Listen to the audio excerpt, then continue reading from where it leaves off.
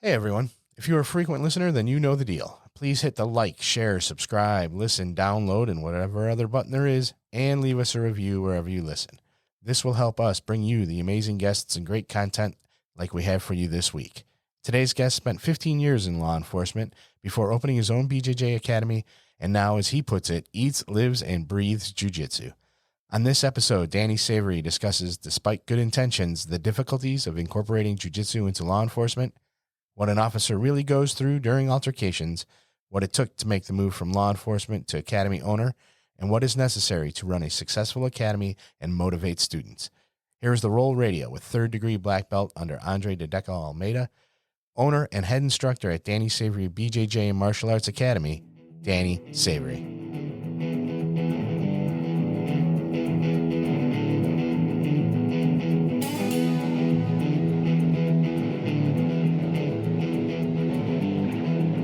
Welcome to RŌL Radio.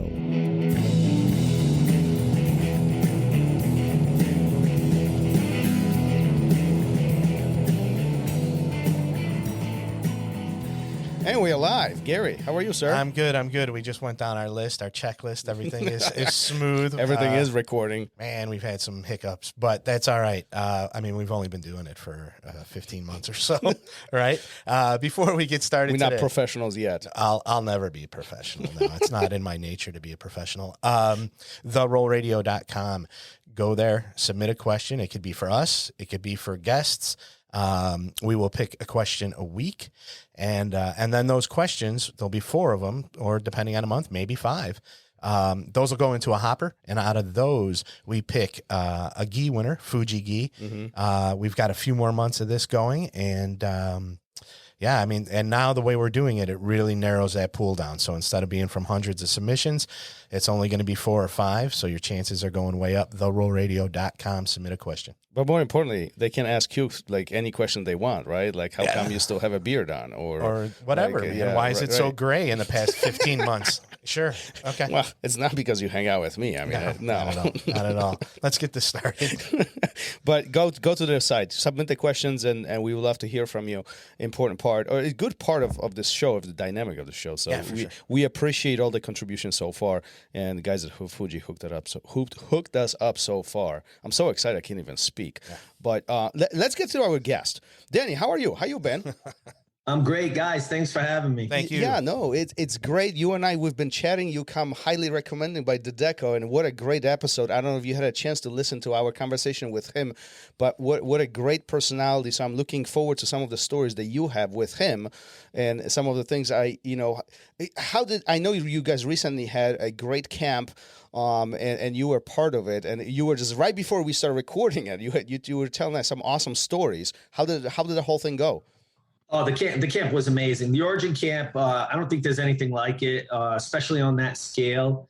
One of the things we were just saying is not only the coaches and, the amazing people that are there as coaching staff, just other people walking around. And like I was saying before is, I don't know what's what with, current media all the time. I'm, a little off with that stuff, but we were just training, and friends of mine are pointing out, hey, that's so-and-so, and this guy is this, and this is, there's people from podcasts to there was a famous chef there, military and, heroes, the who's who of jiu-jitsu. It's just this crazy melting pot of people, but with all one common goal, which is just the love and passion of Brazilian jiu-jitsu.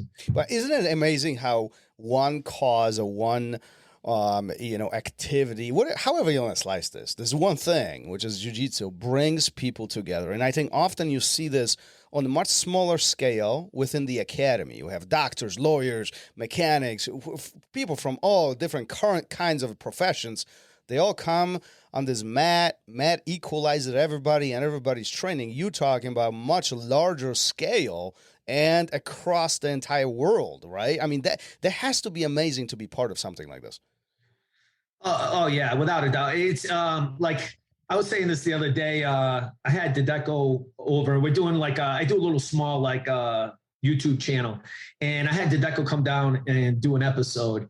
And I don't hide the fact that when I get a call from Origin to say, hey, would you like to be a part of this? it's like going to the big leagues. To me, that is like, you know, if I was a basketball player, that would be the NBA. If it's MMA, that's the UFC. You know, there's doing seminars are phenomenal and great, but if somebody calls and says, hey, you want to go to the Origin camp and be with this all-star lineup, hell yeah, that's where I want to be. You know, I want to be there with these people. I want to be on the mat with them, hear the stories, talk, hang out, train, get new details on techniques, and just be a part of it. Yeah. Well, good for you. I mean, there had to be an amazing experience, and just hanging out with some of these guys. It's like I was telling Gary recently. I mean, we had Bustamante and Mario Sperry on the show, and we had conversations with them. And literally, like I remember 20 years ago, watching these guys, and like I grew up. My jiu-jitsu grew up based on watching all of these individuals. Today, because of technology and some of these opportunities, we had a chance to meet and really interact, even have a conversation. I mean, that's pretty mind-blowing, to at least in my mind. Yeah, 100%. I look at that as, I think for other people, that would be like, hey, you want to meet Michael Jordan? Yeah. You know, so, you know, to sit on the mat or to, you know, hang out with Bruce DeMonte or, you know, Mario Sperry, any of those guys, I mean, that's just an experience. That's phenomenal. It's, you know, I think that's the great thing about jiu-jitsu. I was just talking to somebody the other day, and they were mentioning that, you know, even in the IBJJF, you can go on the mat and you could compete with the top of the world. Mm-hmm. If you wanted to compete. What other sport can you go out there and say, yeah, I want to play basketball with whoever the big name is nowadays, you know? In jiu-jitsu, you still can do that, you know? Yeah, I mean, you know what? I never thought about it that way, but you're right. You're absolutely right. I mean, if one can literally compete against some of these guys who are phenomenal names, carrying a lot of prestige and a lot of experience that are just through the years that they've been on the mat, and they still compete, right? I mean, yeah. I was at, when I first started doing this, I wasn't competing, but I was watching guys from the academy, and Josh Hinger walked out, you know, and was competing. And I was like, wait a minute, like what's going on here? So I had no idea back then that, you know, I thought things would be separated like a major league, you know what I mean? And here he goes, taking it to people right here in the local area. It was really amazing. Yeah, it's cool. It's cool to watch. It keeps everything really tight too. Keeps everything really tight and connected, you know? Oh, absolutely. And I think that's part of that bond that we create in jiu-jitsu. Doesn't matter who you are, what you do, doesn't matter where you come from, and literally your quote unquote status in life. This mat really equalizes everybody, and what a great opportunity, one, to meet people, make friends, and then really do something amazing with your life, like learning jiu-jitsu and really take it to the next level. You know, when we take your life a little bit back, you come from law enforcement background. And how did that all start? So frame this up for us a little bit, you know, take us, you know, 20, 30, 40, 50, whatever years back, and man, am I looking that old? 50? Yeah, 50? I don't know. Listen, I'm the only one without gray beard in this room. Please, okay, so somebody doesn't own a mirror. Law enforcement was, you know, my father's a police officer, my grandfather, my brother. So I grew up in a family of law enforcement. I got a lot of cheap jiu-jitsu wrist locks from that as a kid too. You know,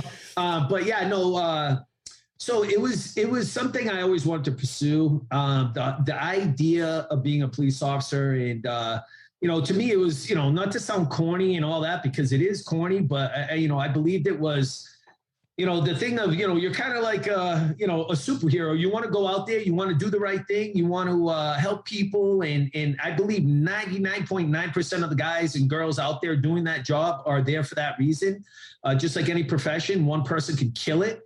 But yeah, so, you know, I grew up, you know, watching my dad do this, you know, law enforcement job, and I wanted to be a part of that. So I just started doing anything I could to build a resume to get in. So, you know, I started at a prison. I worked at 3 different prisons for the Massachusetts Department of Correction. Then I eventually got on as a police officer in the state of Rhode Island, a smaller town that butts like a mid-sized city, Fall River, Massachusetts. And I did that. And then I also taught at the Rhode Island Police Academy, teaching, some people call it, every state calls it something different. Some call it use of force, combatives, whatever you call it. We called it, combatives. But it's the training for law enforcement officers to be able to do their job, essentially, right? Yeah, all the hands-on stuff, where, it's all about reduced liability, I think sometimes people forget. They watch a YouTube video of one person trying to arrest somebody or whatever. You got to remember, when people are in that situation, there's multiple things happening. One, you're trying to do it without hurting the person. That's number one, always. Try to do it without hurting them. Try to do it without you getting hurt. And not have a situation where the town, city, whatever can get sued, where you're doing it morally and ethically correct. And as you guys know who train, that's not easy to do. If somebody wants to kick, flail, and whatever, and sometimes somebody that doesn't look physically imposing, you could have a 90-pound person out there that's super durable and flexible. And I'll never forget, there was one time, I was laughing at the time, but it was a weird situation. I went to go cuff a young man who was probably about 110 pounds. And literally he was running up and down the side of my cruiser as I had one hand. So funny, all of that. I ended up getting him between the car myself. But, again, you're doing it without trying to hurt somebody. And obviously if people train, it would be much easier, much better. But there's a lot of moving parts behind that. This is something we hear about a lot now, that I love some of these different people I hear say these things, like different podcasts, whatever podcast it is. Hey, every police officer should be a blue belt. Great. In theory, that is phenomenal. Everybody should train. I feel that way too. But now you're talking about budgets, state, city, town budgets. You're talking about, does the administration of that police department think that is even important? And how often do law enforcement officers train in general? So the average use of force, once you get out of the police academy, is once a year. And that's not even mandatory for some states. So once a year, do anything once a year and tell me if you're going to be proficient. And I always use this analogy, like I started playing guitar. So, all right, play guitar once a year, now put on a concert. It's not going to happen. It's not going to look good. It's not going to sound good. So it comes down to so many. It's a political thing. It's a budget thing.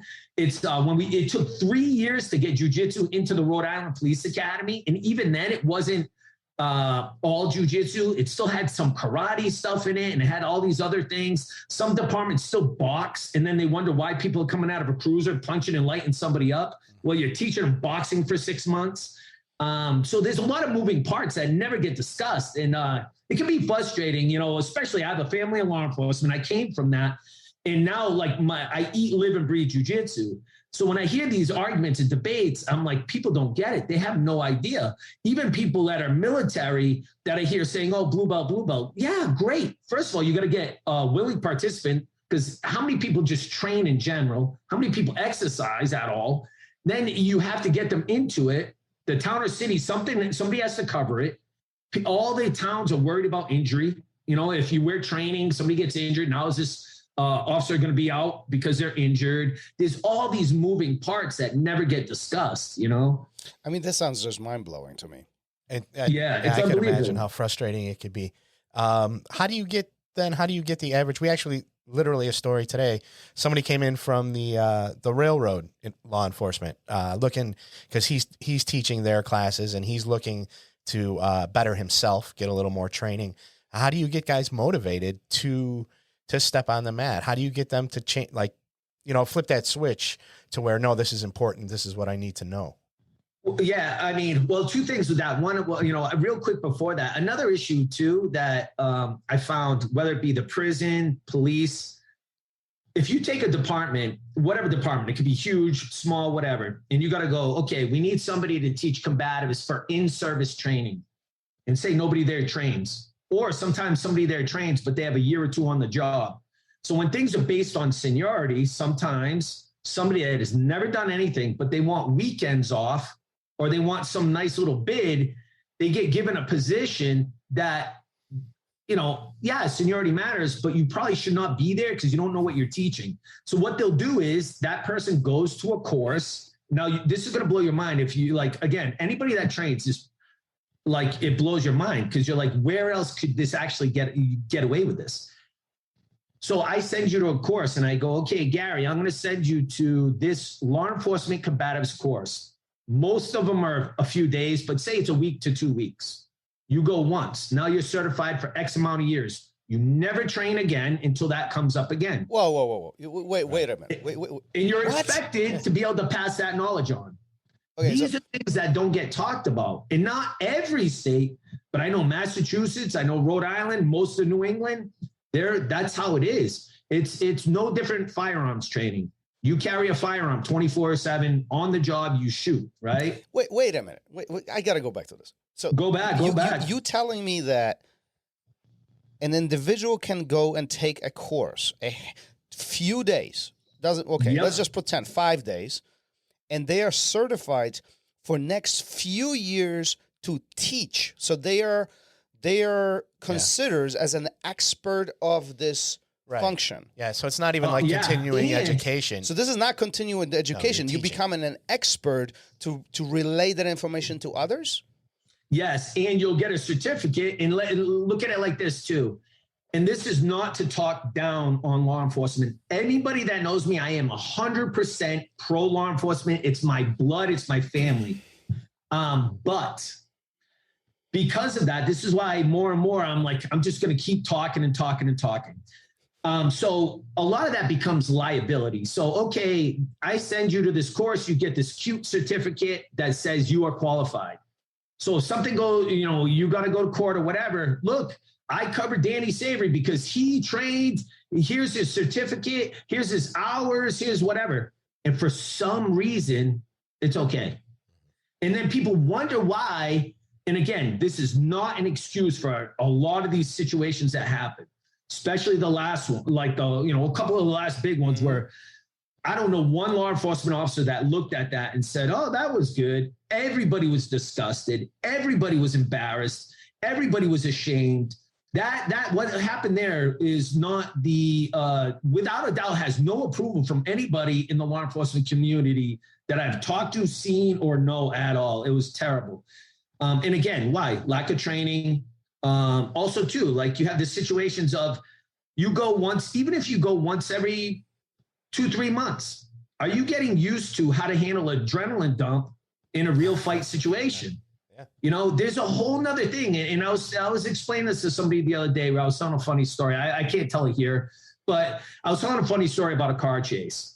And what happens during a car chase is naturally, especially when you're young, your adrenaline's cranking, you want to go out, you want to do the right thing, and you're all excited. And then it ends up with nothing. You have to learn to be able to calm down, assess the situation. You can't just run up and jump into the mix when there's nothing happening anymore.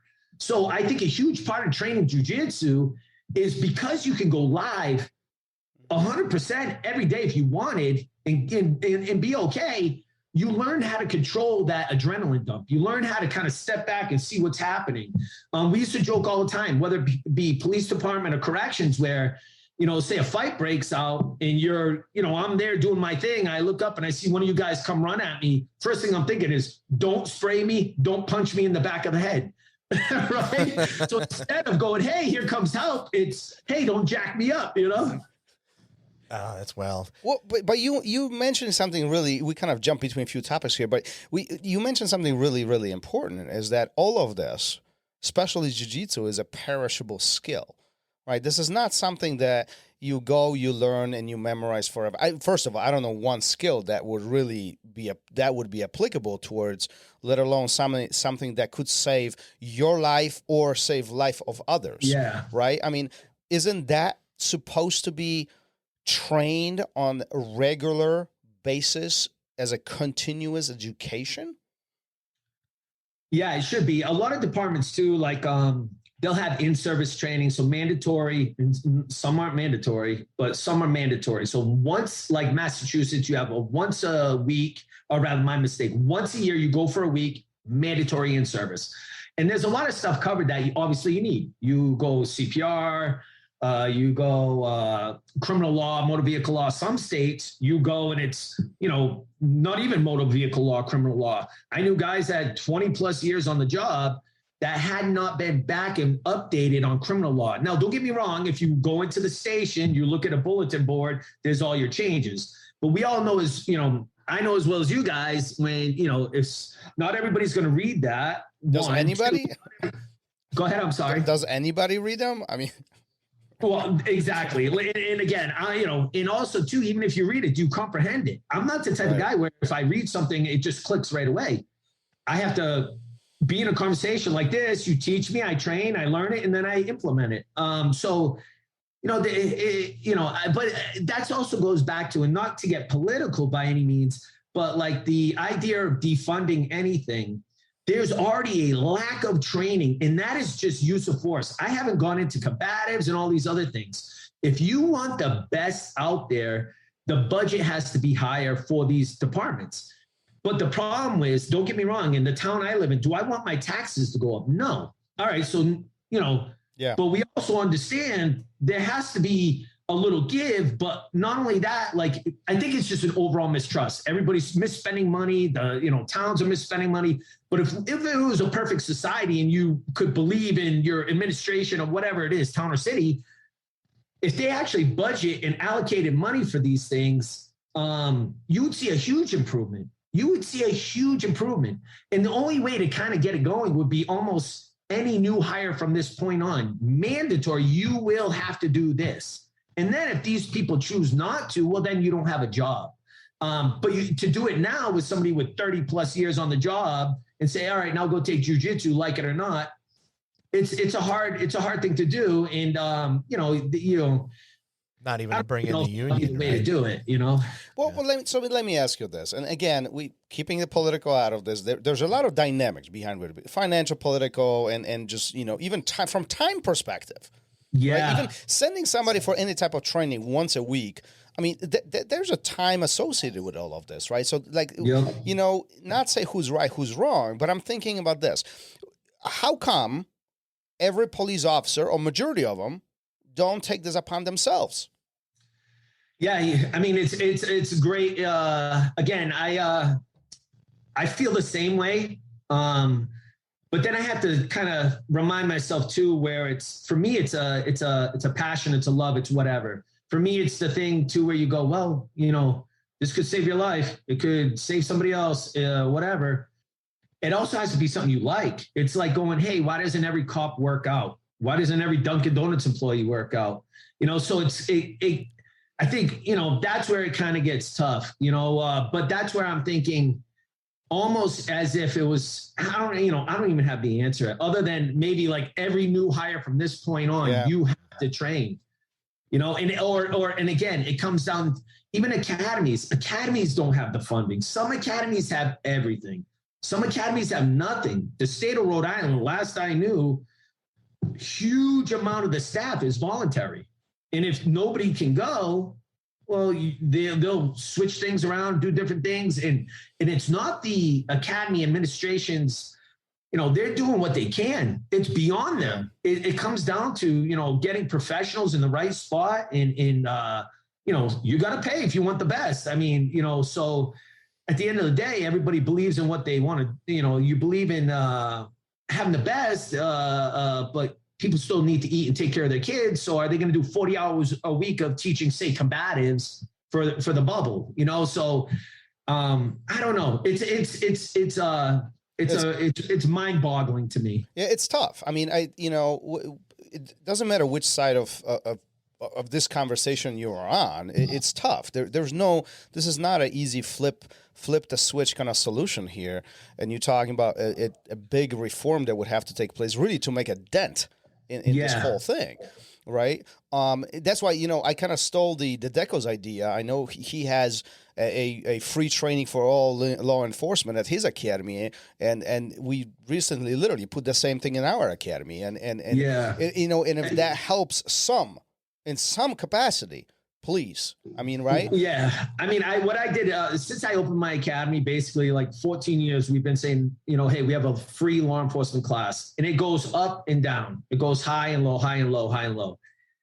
Towards the end, what I started just saying is, okay, instead of making this like the combatives program in the police academy, I'm going to make it a little more just like regular jiu-jitsu, because there's so many lessons you learn, not only just from training, but also where we were saying the thing of the melting pot, being in this group of people and hearing all the different takes and how you're perceived from somebody that could be military, law enforcement, whatever, to how you're perceived from every other profession. And, I think that helps too. Like, also just getting reminded too of, hey, in a combatives class, you're in there, say 40 other law enforcement officers, and there's that certain, I don't want to say ego, because it's not an ego, but it's a certain like expectation of who's who in the room. Mm-hmm. Whereas if you go in a class, and I use this analogy all the time when I first met Dedeco, and I was like into MMA, into no-gi, blah, blah, blah, blah. I met Dedeco, I trained with a 15-year-old who mopped the floor with me. And I was like, oh, all right, now I got to learn real jujitsu. So it's that thing of like in a class, if you have a 12-year-old mop the floor with you because they started a month ago and they play the UFC video game every day and they learned a couple techniques from there, plus their coach, I think it puts you in this mindset of, oh, there's a whole nother thing here. I literally have had a kid come in one day, he was doing a go-go plata, and I'm like, I don't tend to show that. So we're like, hey buddy, where'd you learn that? And he said, oh, UFC video game. And I was like, are you kidding me? But right, it's no different from when we were kids and you would watch fights and write techniques down, watch boxing or ISKA late at night when nobody, because there was nothing on, right? Mm-hmm. Hey Gary, you need to start playing UFC. Should I? Yeah, it might help my game a little bit, right? Sure. All right, let's pivot this. It's tough. It is. Right? Surely it is. That? Hey, listen, let's pivot this a little bit. When did your jiu-jitsu journey start? So obviously you were in law enforcement, your family is, there's deep roots when that's concerned. When are you starting jiu-jitsu? So I want to say I was training martial arts off and on as a kid my whole life. And then jiu-jitsu, Are you referring to like traditional martial arts like taekwondo or karate? Like I did karate as a kid. I got big into karate. I got into taekwondo and American kickboxing. The school I was at, it's before kind of like how taekwondo is today. Every school now, I could be wrong. A lot of schools are more for Olympic style, taekwondo. But this was very much like, it was a lot of American kickboxers coming out there. So it was like a kickboxing taekwondo academy. So I started there. I was there for years and years. And then I got the prison job. When I started working at the prison and I started hearing about this MMA underground kind of thing coming around, I was like, hey, I want to try that. I want to, do that. That sounds, cool, crazy, all those things. So then I found an MMA school near me and just started getting involved. Dates and times, I got to say it had to be 2001, maybe 2000, something like that, where I started. But I almost look at that as separate from jiu-jitsu because there was jiu-jitsu in it, but it was not that in-depth look. You can look at jiu-jitsu when you're worried about wrestling, you're worried about kickboxing and all the game. I learned, don't get me wrong, I learned some good jiu-jitsu from those guys. But I found when I met Dedeco and I trained at 100% pure jiu-jitsu academy, it was, you just dove into it so much deeper, always knowing in your head that, hey, if you do, I'm a 6'2", I wasn't always going upside down inverted, but if I did that on the street, I could get stomped in the face. But it was this whole entire look at this game, this martial art, this puzzle that went so far in depth beyond MMA, beyond that aspect of it. So at that point, you are, how old are you, if you don't mind me asking? At that point, I want to say I was 25. Okay, 25. so you early on in mid 20s, let's say, and you're already as part of law enforcement, right? You're working in prison, right? Yep. What lessons are you learning at that point between your law enforcement past and then jiu-jitsu, you stepping onto the mat in this more, let's just call it a pure way, right? You're learning the pure jiu-jitsu itself. What lessons are you learning that really stuck with you to today? Well, one of the biggest things was obviously punching and kicking in uniform, whether it's justified or not, especially now. I didn't have to worry, like, I think the cell phone thing was kind of just coming out. Like I remember we had like it was something before Nextel, and then you had the Nextel, right, or whatever that is. So we didn't have people filming us all the time. But just trying to do the right thing. It doesn't look good punching somebody, even justified, in full uniform, trying to be, trying to do things the right way, trying to stay cool with the community and trying to keep your moral compass on point, So I knew that I had to know grappling. And so like I joked about before, when I was a kid, if you walked around my house, my dad would grab me and my brother horsing around, give us a couple wrist locks, a couple little things here and there, and just playing around. So that you kind of learned some of those body mechanics young. And I realized how important it is for that. And also, again, being on the job, whether it be more in police, because in corrections, you're in a prison. You still should do the right thing. Don't get me wrong. Everybody in there, I worked at a state facility, so it wasn't like we had guys in there for a year and then they left. They were all pretty legit, criminals. But there has to be a way to do it with the least amount of force, So the grappling aspect did that. And again, that's why I'm such a big proponent of jiu-jitsu for law enforcement is the liability risk to not only the officer, but the subject, whatever you want to say, is dropped dramatically.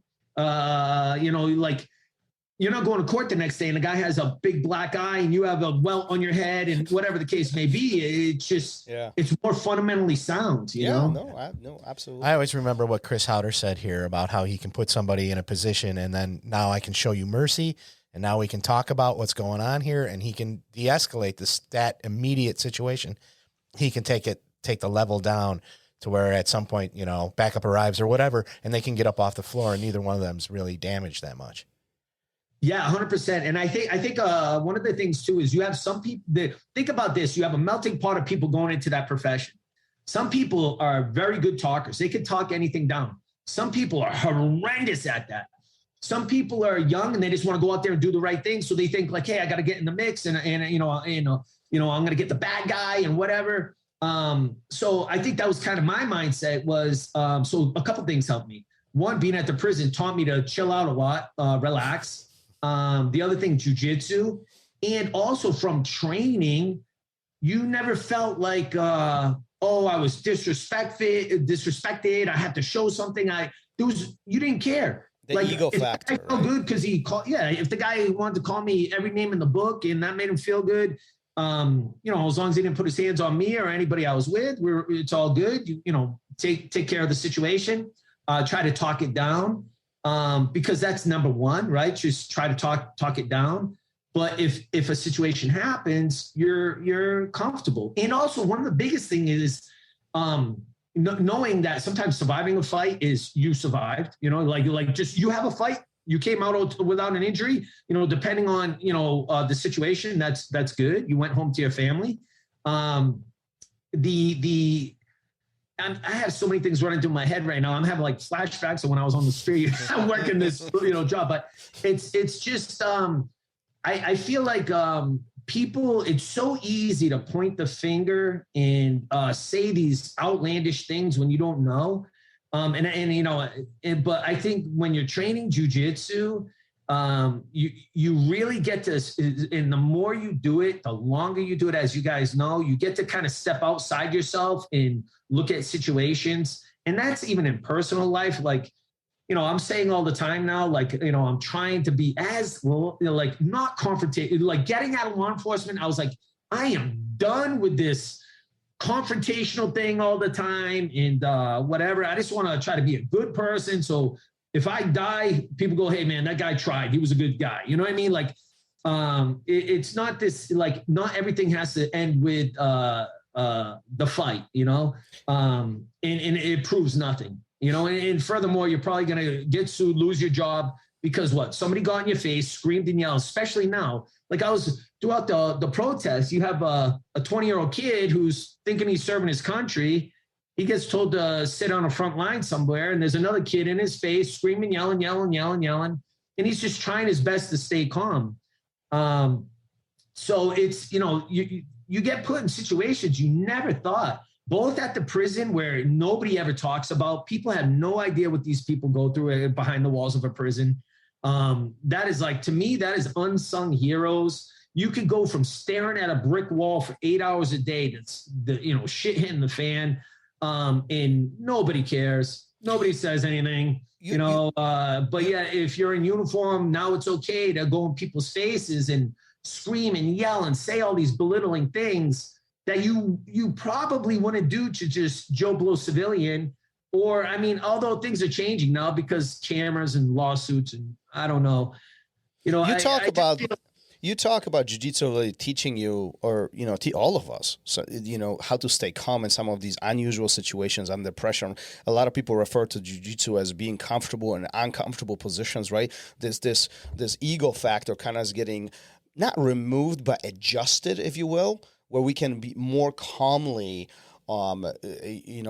assess the situation and continue troubleshooting. That's very visible in jiu-jitsu. Do you have one particular situation or a story that you found yourself where jiu-jitsu literally changed things for you? Like, without jiu-jitsu, I don't know what would happen here. This would be a bad spot. But because of jiu-jitsu, I was able to, handle this the way how it should have been handled. Yeah. Both professions. It was, I think of one where, and again, being young and dumb at the time, I was, I was kind of excited to be in the moment, but looking back now, I would look at it totally different. I'd be concerned for my wife and kids. Am I getting home? But at the time, I think I was 25, 26 or whatever. And, still the young and, of that mindset.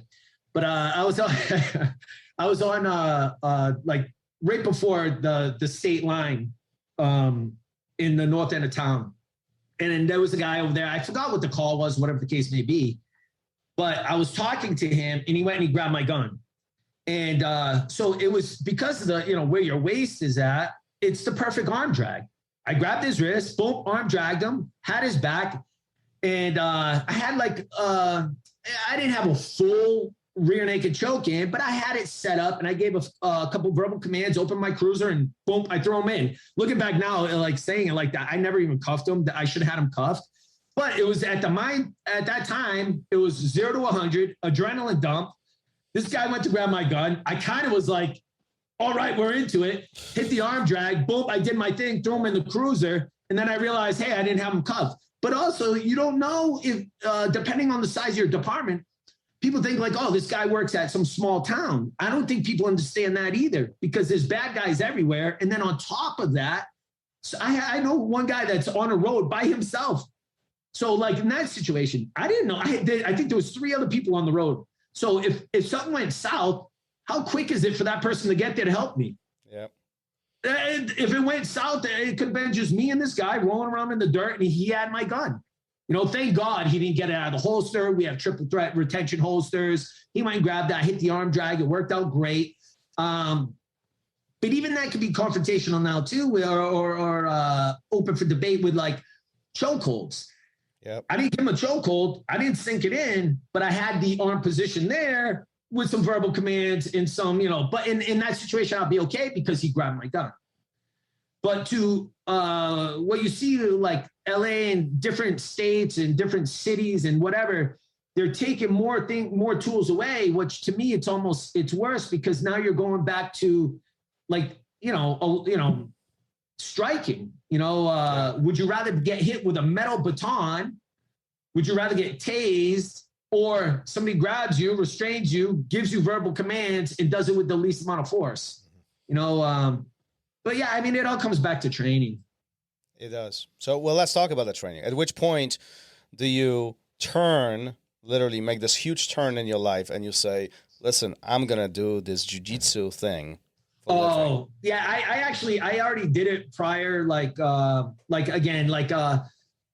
I don't think there was any one situation in my head that I said, okay, I have to do jiu-jitsu. I mean, I was more referring at which point when you switch to full time, when you said, listen, I'm gonna teach. This is my career now. Yeah, this is my career. I'm gonna everything I've done up to this point, I'm gonna put aside. I'm gonna retire from that, and I'm going to pivot to this jiu-jitsu stuff.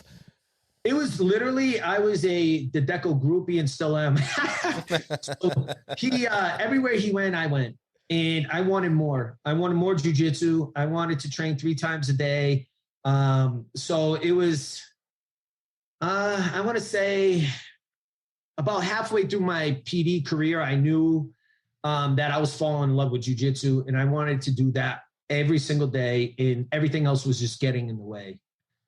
So again, that also let me realize that if I didn't have 100% of my heart into law enforcement anymore, I probably shouldn't be there, because I'm either taking a position away from somebody that should be there, or, it just isn't good. I don't like to think like that. You either do it or you don't. So that's when, I want to say it was probably about the halfway point where I just decided, okay, I want to run an academy. And it actually started, it was weird. I was training at Dedeco's. I think we were doing some comp training, and I broke a toe or something. And we were driving to ER because he didn't want to pull it out or something.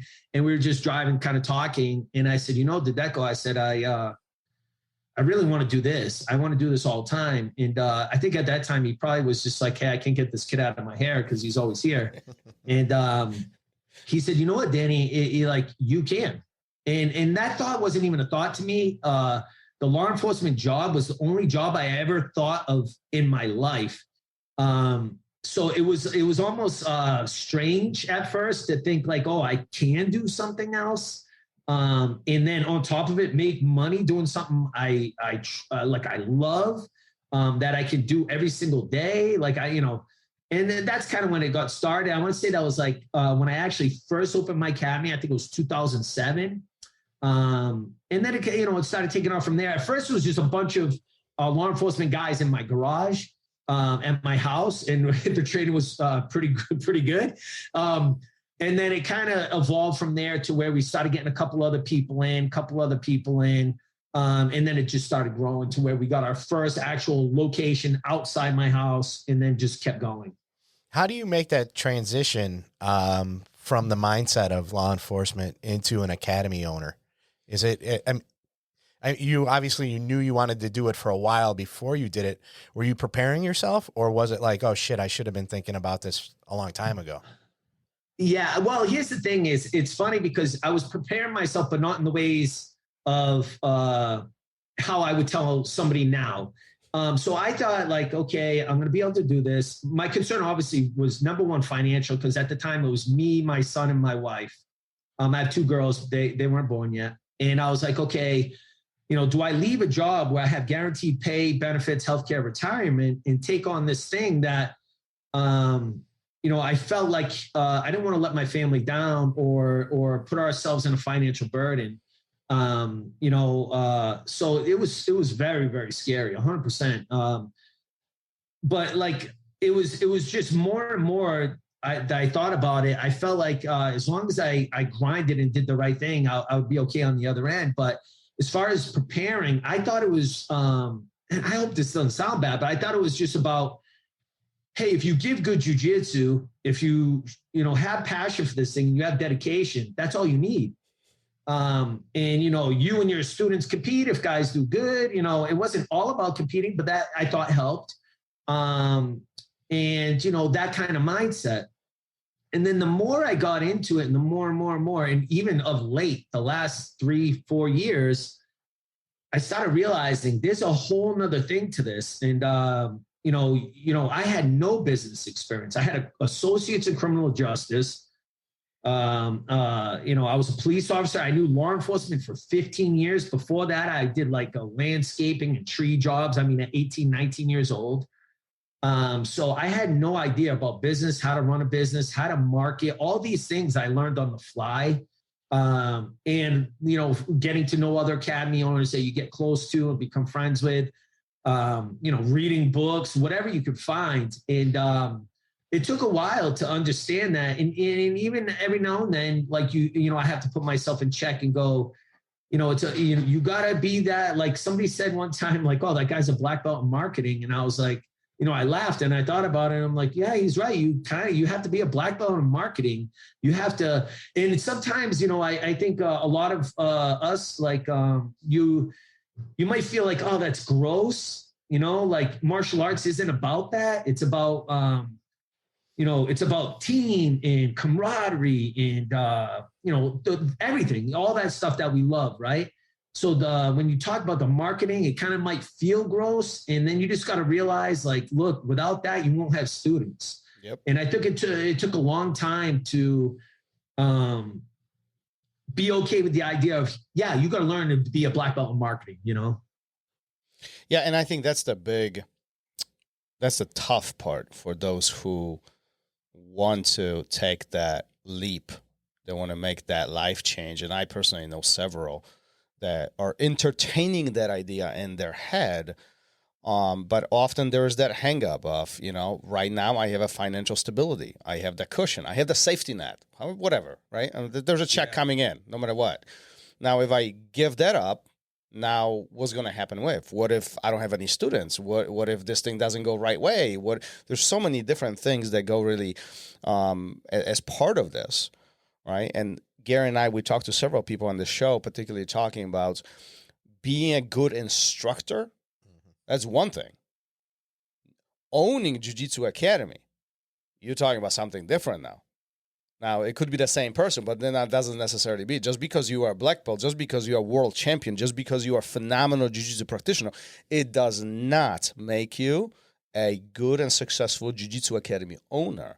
That's two different things, right? And would you agree with that often that is misunderstood?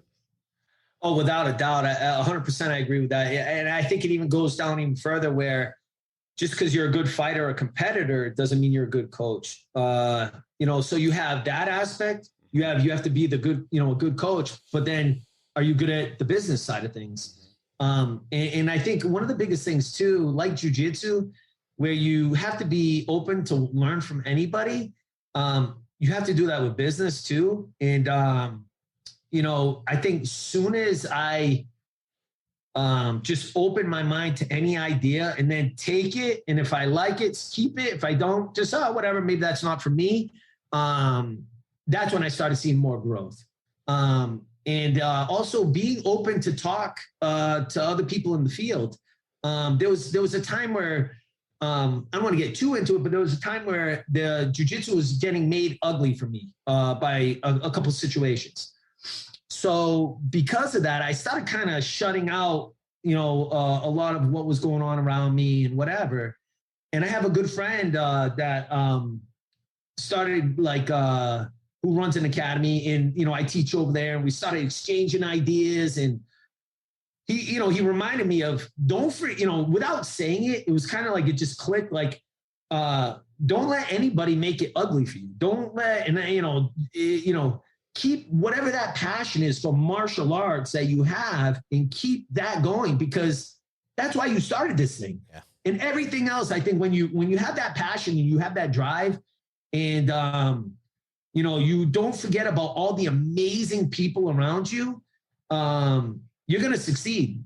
And I mentioned that YouTube channel. So I started this thing, and one of the biggest pushes behind it was to get other coaches in my area that I look at and go, man, I really respect this person, not only as a martial artist, but as just a human being. And it's brought me back to the love and passion of learning from everybody, training, getting to know different people, at different tournaments or whatever, just getting you back out there for the mindset of, the love of martial arts. I mean, let's face it, that's why we're here. Yeah, I don't remember who said it here, but they were like, don't forget why you started. And that's what's kept them going through all the hardships and BS that they had to put up with. What do you think it was the hardest thing for you during that transition? Definitely the hardest thing was, I think it was an inner battle of, am I wronging my family by leaving this profession? Not like, am I leaving? I knew, that is what it is. It was, am I going to make a mistake that is going to hurt my wife and kids? It was kind of like that thing where, I was kind of raised like, you don't leave one job for a lesser job. And it doesn't mean lesser the daily duties. It means financial. You don't leave to go to something less money. It's just, that doesn't make sense. So the idea of leaving to, lose that pay in healthcare and benefits was a huge risk. It's especially we had my one son at the time, and so you got to think of the future. Are you going to be able to help out with school, whatever, food, whatever, Regrets? No regrets at all. Not at all. And matter of fact, I think if I would have stayed, I don't think I would be the person I am today. I think my personality, I got to go back to being a little more carefree. It's funny, when I had the prison job, my wife said one time, I think I had a couple years in or something, we were talking and she mentioned personality change.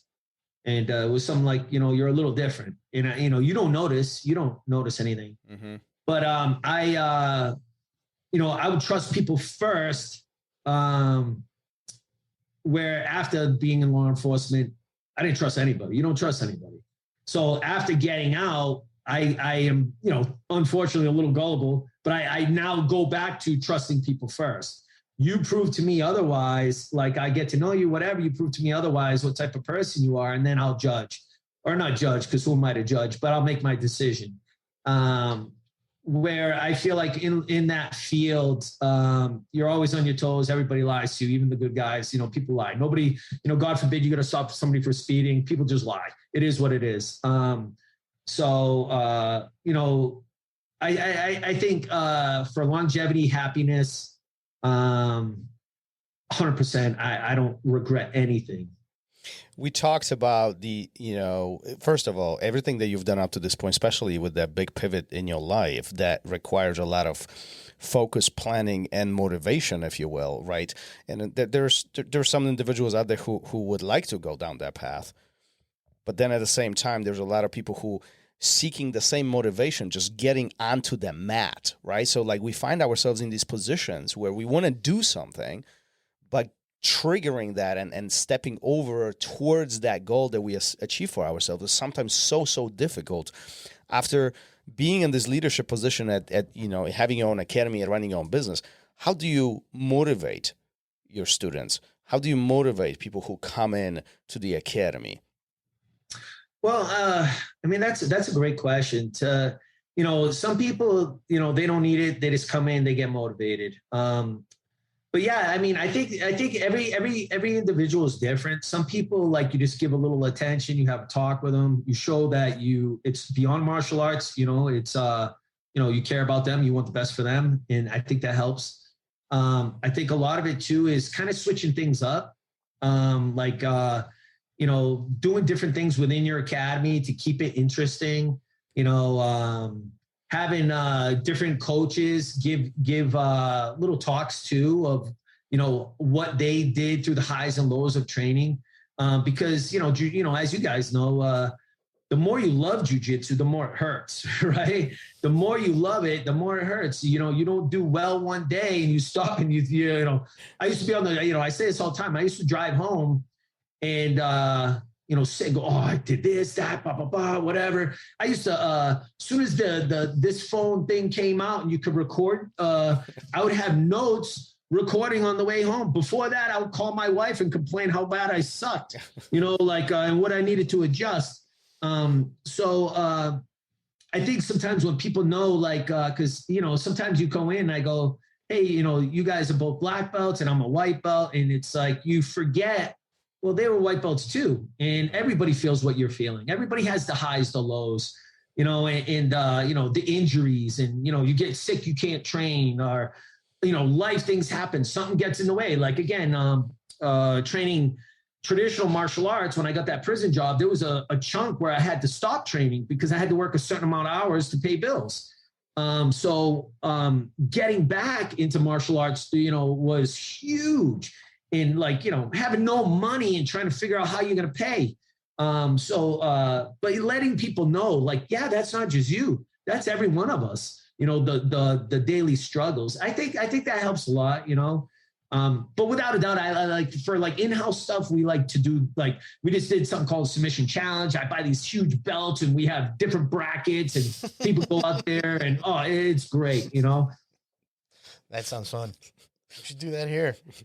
Yeah. I'll be in charge of buying the belts, though. That's it. There you go. There you go. There's a new project Gary's taking on. It's gonna be at your school now. There you go. There you go. Thanks. Thanks. I'm gonna warn you. It took all day. You're gonna be Listen, do you think that it's more difficult to motivate the new students or the students who've been around for a while? You mentioned just a moment ago, more you love it, more it hurts, more you do it. Like more, what is the saying? More you learn, less you know. Yeah, more you learn, less you know. Right. The point is, longer you go through the journey, more complex it gets, more options there are. It is sometimes more difficult to continue. Where do you feel that who needs more motivation in your mind? That's a great question. I think overall we could probably say, all of us would probably say blue belt can be tough at times because you're like, yeah, I finally got my blue belt, and then sometimes that's a 2 or 3 year ride of having that, right? So, but I would have to say, I would imagine more than not, if I'm thinking, you lose a lot at blue belt. But yeah, I mean, around purple, brown, black, not really too many people fade out. If they do, it's a lot of times somebody moved or life events. What's that? Life events. Yeah, life events, huge changes, career changes, moving, God forbid, some personal thing. But yeah, more than not, I would say blue. And because also too, you're expected to be a certain level, right? Both as a martial artist and practitioner, like physically the actual techniques. But you're also at that point where you're kind of getting hammered down by the higher ranks. So I feel like that's a tough one, but I think just like little talks, and something huge is like what do you call that when you just not a shout out, or I guess it would be a shout out. Like you see a couple people going for it, whether on the receiving end or good end or bad end of a transition, you give them like a data boy, like, hey, what you looked for, that look you just did was great. Unfortunately, that person kind of knew it, saw the timing, but that doesn't mean that's not good. Keep going. That you're doing good. And I think little things like that is important too. Yeah, the little highlights, the little spotlights. Yeah, that's great for the kids. That's great for kids classes. For kids classes, that's phenomenal. Yeah. But adults need it too. Sometimes we underestimate as instructor that adults, even though they know all of this, that small pat on the back, that little, hey, good work, that little spotlight could literally change somebody's day. And I think even as in like 100% kids, adults, I feel like a lot of that is the same. But I feel like even later in the ranks, that you don't hear it as much because it's, you're supposed to, or you've been with me for 12 years or whatever. Right. So I feel like that's even more important because you want to remind them, you're not taken for granted. Not only as a student, but as a teammate to make the next generation good. You are needed. You are a part of this building and a part of the tools that we have to bring these people up. Because if you don't have senior students, it's like starting that jiu-jitsu academy from day one, every day for years and years. That's a hard hill to climb, Oh, absolutely. Absolutely. You mentioned the blue belt, the tough blue belt part, right? We recently had Arman Fadi on the show, and he talked about like that blue belt is like, he knows it all. Like that blue belt. That's the top. After blue belt, you realize that there is more to it. But you're a blue belt. You're an expert. Do you feel the same way? Is that why a lot of people find it difficulty during that time? Not only because blue belt is a long rank in jiu-jitsu, just in general, right? But also there's the maturity factor that takes place during that time. What are your thoughts on that? So what do you mean about that? Like getting a little more of a false sense of security? The general question is I think all across jiu-jitsu communities, like the percentage of people quitting in general as a blue belt is significantly higher than all the other ones, right? And we talked about that, and there's a lot of pressure. I feel like the moment you get this blue around you, there's pressure. Maybe not intentional, but there is this pressure. We often put pressure on ourselves to carry that. Yeah, well, nobody's putting expectations on you as a white belt. anything you do get feels like, you know, you're the king of the world, right? Well, you are. Yeah, for sure. And then when you move to blue, everything becomes harder. Nobody takes it easy on you anymore. You know, around here, at least, that when you got that blue belt put around your waist and those first rolls with those guys that you used to go with, the higher belts that you used to go with all the time, and you were like, you know, you know they're taking it easy on you, but you don't realize how much until they put that belt around your waist. And then you're like, holy, you know, I don't know anything. Everything I thought. See, I'm not the blue belt that thought I knew everything. I was the one that realized really quick that I didn't know anything. And, you know, so I think that realization for people is like, oh man, I've been here for a year or 15 months. And what have I been doing? And, you know, that first couple months of blue belt, especially, is like, it's back downhill, or I should say uphill, right? Everything is uphill again, where right before you got it, you know, maybe you were cruising a little and things felt good. I don't know. What do you think? Yeah, I mean, I think some of it definitely is probably the long haul, that 2 to 3 years. Definitely some of the responsibility, without a doubt, has to be. And maybe, I don't know, maybe some of it thinking you wouldn't have the same problems, because, I mean, let's face it, at the end of the day, as much as, you know, it's a piece of cloth being put on your belt, and then, hey, all of a sudden you're this. You have to, I think, maybe remind yourself too, like, you know, you still got a huge amount of growth. I mean, just like black belt, right? When you get the black belt, I feel like most people that are honest and open, when they get it, they're like, oh my God, do I deserve this? And, you know, you're like, all right, now I got to work 100 times harder, you know? Mm-hmm. Yeah. So I would imagine a lot of it is that. And also knowing how long it takes to keep it going. You know, maybe they're looking at it and saying, you know, I don't know if I have X amount of years left. I think, and again, but that's, you know, I think that's also the beauty of jiu-jitsu, where it's like, you know, back years ago, traditional martial arts, it was like, whatever, 5 to 8 years to get a black belt. A lot of those schools now are like 3 years. So I think jiu-jitsu has that old school mentality, and hopefully it stays where it's that, you know, you see some savages 8 years, but most people it's 10 years or something to get your black belt or more, depending on how often you train. So maybe some of it's looking at that cup half empty instead of saying, hey, at least I got some water in this thing, you know?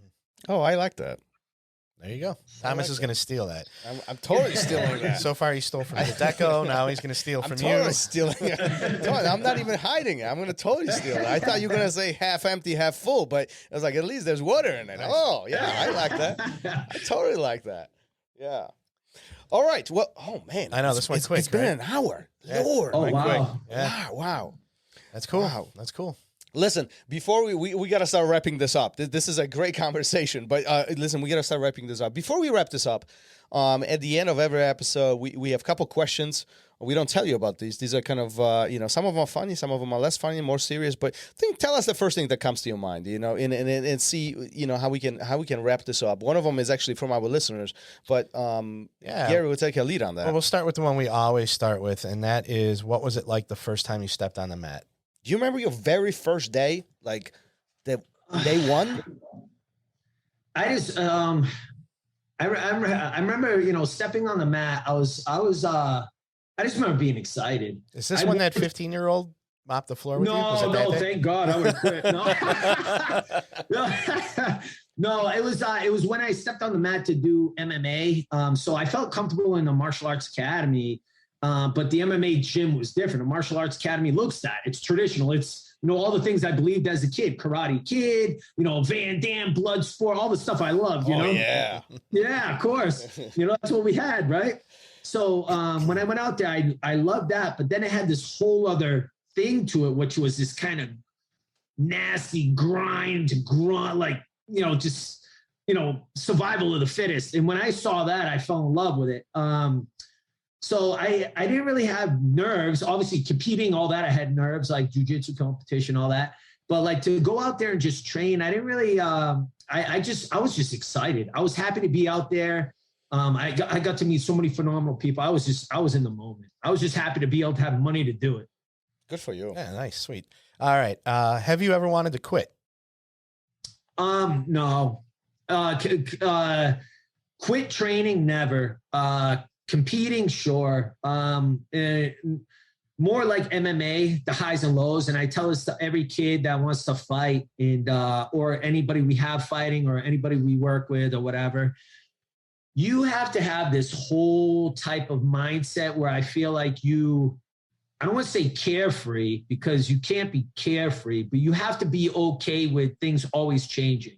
And I am not good at change, like that type of change. Like, okay, you have an opponent, and then all of a sudden a week out, your opponent got pulled.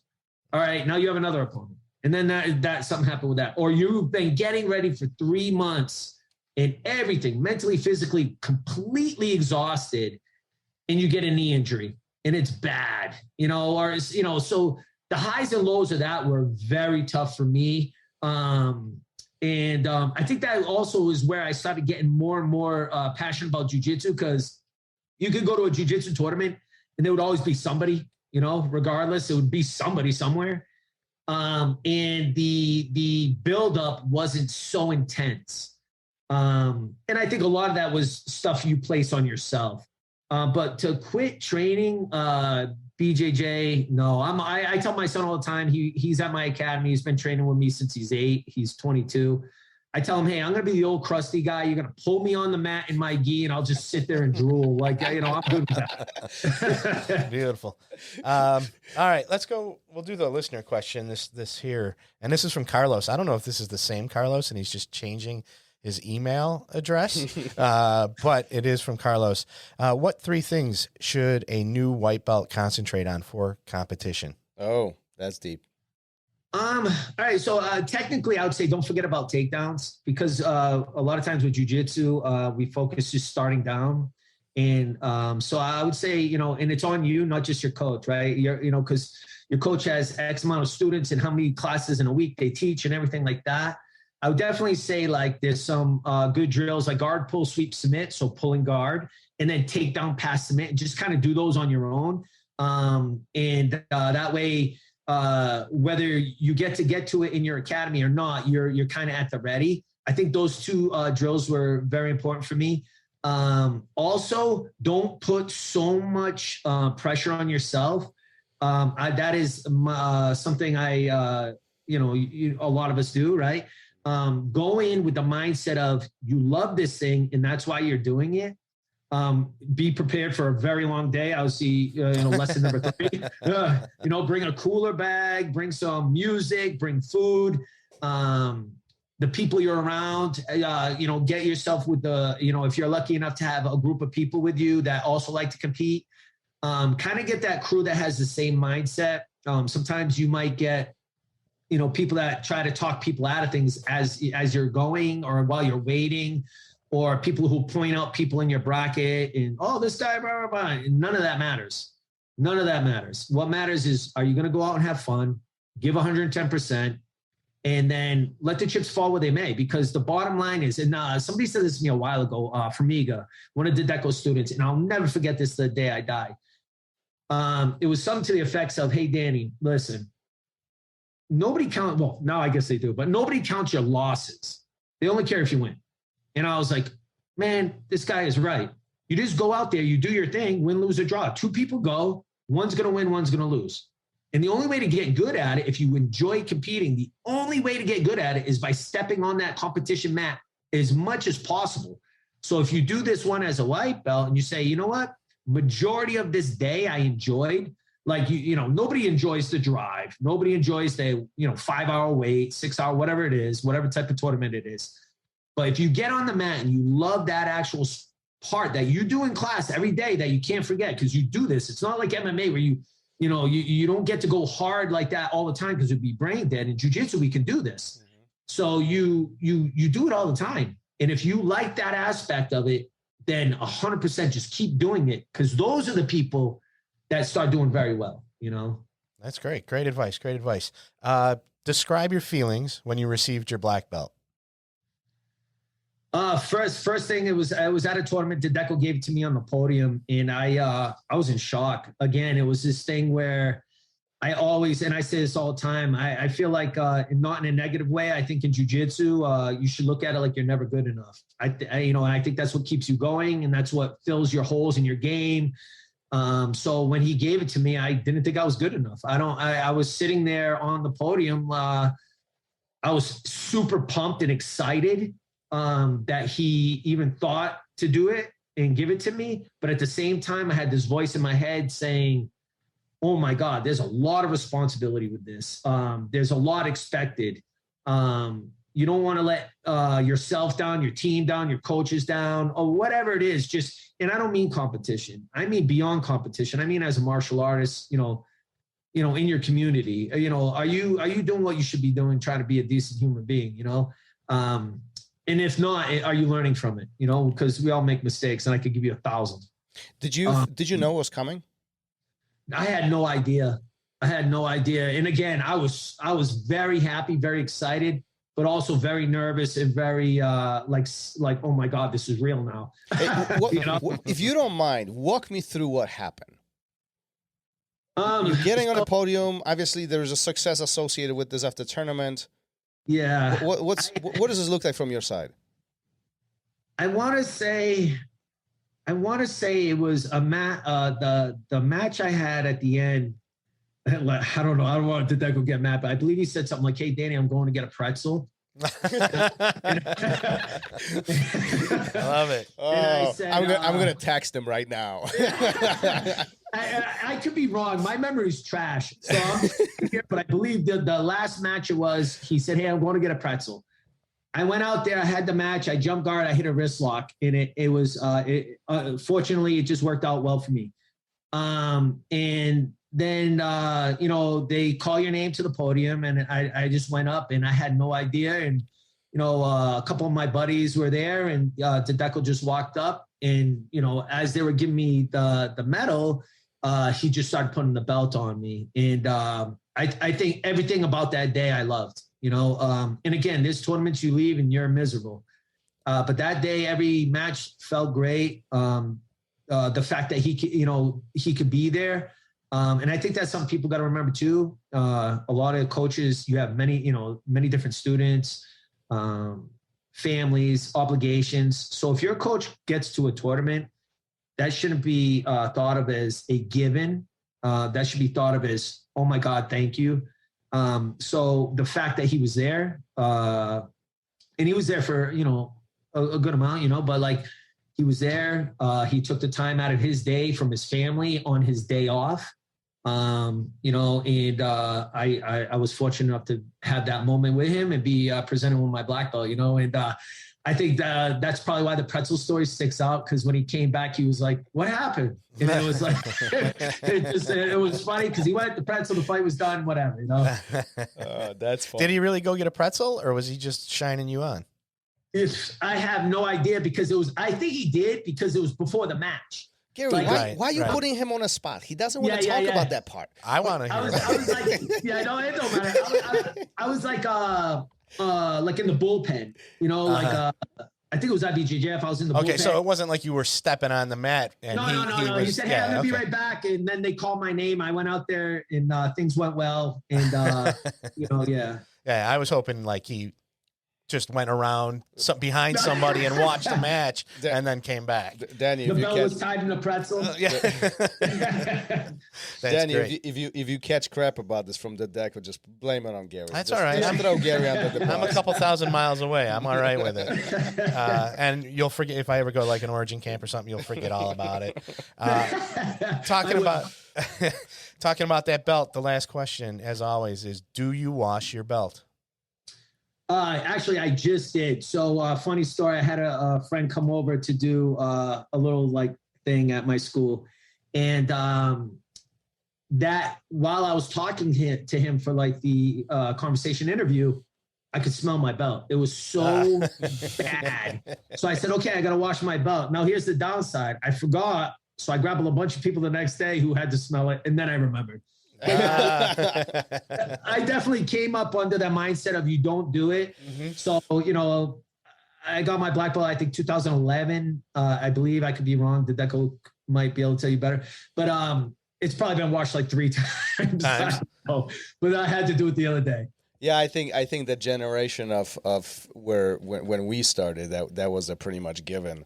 you don't really do don't wash your belt. Yeah. Yeah, Things yeah. have changed since then. But anyhow, before we wrap, first of all, we need to do this Good time. again because Yeah, I was on the floor several times throughout this whole Well, thing. I didn't know if I was going to make you lose listeners talking about the police thing. Listen. No. They put up with Gary every single time.